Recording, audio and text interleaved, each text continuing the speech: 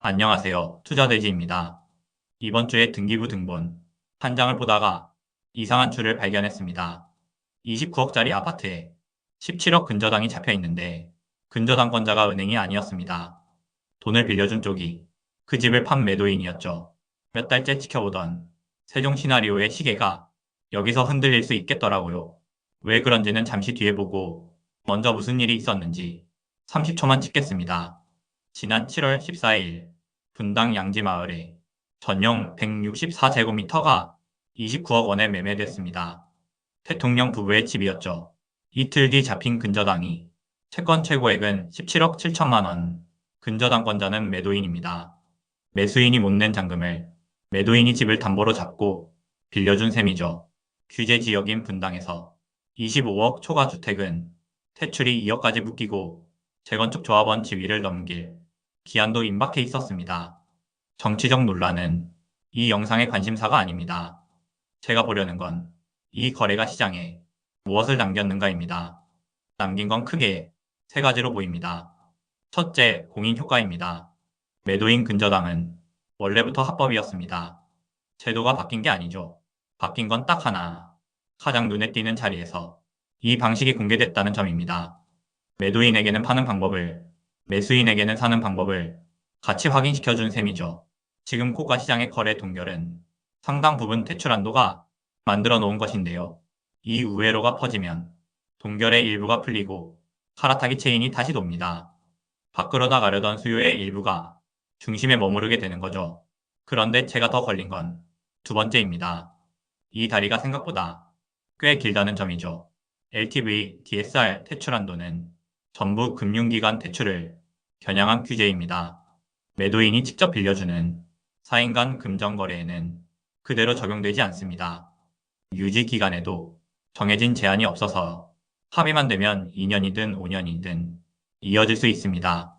이번 거래는 이자를 받지 않기로 했다고 알려졌는데 시장이 따라할 때는 계산이 달라집니다.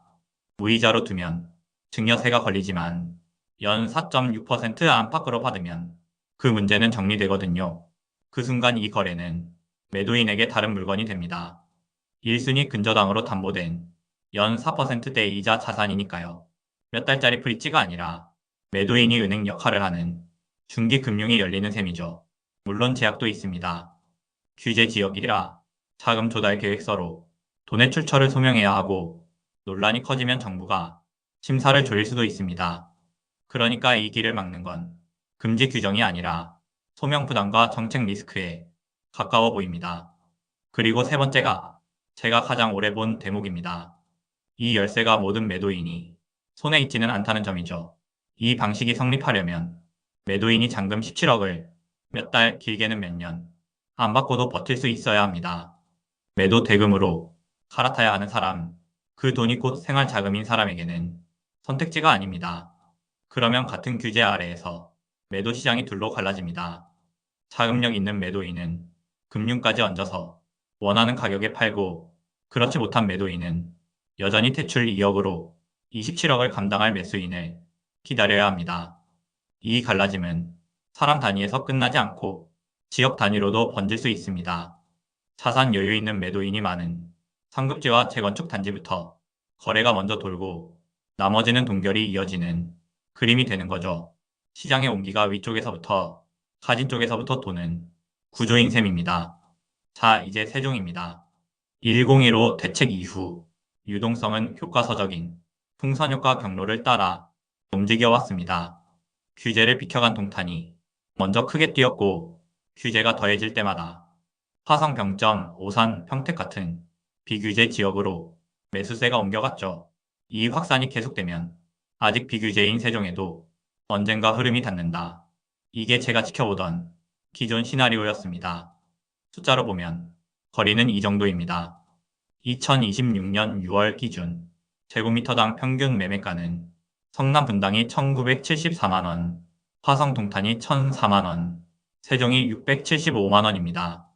분당과 세종 사이가 3배 가까이 벌어져 있고 바로 앞 정거장인 동탄과도 1.5배 차이가 납니다. 풍선 효과는 이 계단을 한 칸씩 내려오는 흐름이죠. 그런데 앞에서 본 우회로가 단기 브릿지를 넘어 중기 매도인 금융으로 자리 잡는다면 이 계단의 속도가 달라질 수 있어 보입니다. 규제의 본질은 중심부 수요를 눌러 밖으로 밀어내는 것인데 우회로가 열리면 눌렸던 수요의 일부가 다시 중심으로 돌아가니까요. 게다가 그 문이 자금력 있는 쪽부터 열린다면 중심에 남는 건 가장 큰 돈부터입니다. 밖으로 밀려나는 압력이 약해지는 만큼 세종까지 내려오는 시계도 그만큼 늦춰질 가능성이 있어 보입니다. 물론 세종의 방향이 풍선 효과 하나에 달려있는 건 아닙니다. 행정수도 관련 동력처럼 수도권 유동성과 별개로 움직이는 변수가 있죠. 그래서 오늘 이야기는 세종이 식는다는 쪽보다 기다리는 시계의 초침이 한 박자 느려질 수 있다는 쪽에 가깝습니다. 정리해 보겠습니다. 매도인 근저당은 기간 제한이 없는 우회로이고 이자만 정상적으로 받으면 중기금융까지 열립니다. 그 열쇠는 자금력 있는 매도인의 손에 있어 매도 시장은 갈라질 수 있습니다. 그리고 중심에 머무는 수요가 늘어날수록 세종으로 내려오는 시계는 느려질 가능성이 있습니다. 이 방식이 얼마나 퍼질지 정부가 어떻게 대응할지는 지켜봐야 합니다.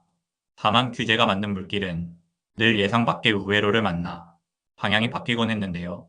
이번 길이 특별한 건 그 통행권이 자금력 있는 쪽에 먼저 주어진다는 점입니다.